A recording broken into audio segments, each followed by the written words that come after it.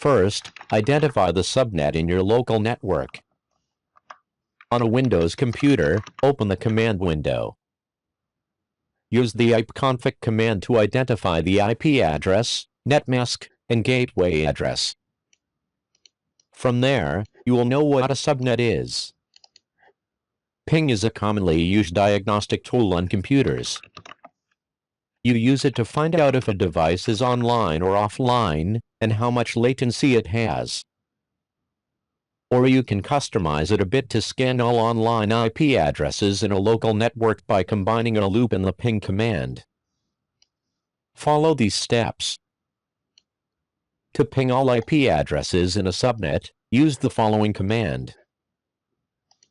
Use a for loop to check the status of each IP address using the ping command. Replace the default subnet with the subnet you are using.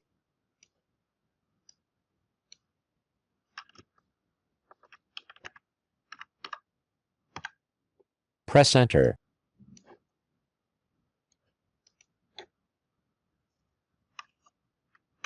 Just wait a few minutes to check the status of all IP addresses in a subnet. Completed. This is the last IP address of a subnet. And this is the first IP address.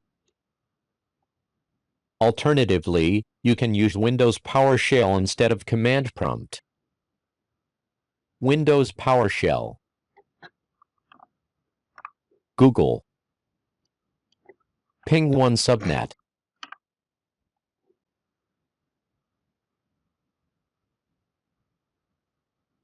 Use PowerShell. Copy. The for loop in PowerShell is different from command prompt. Enter the correct subnet. Enter.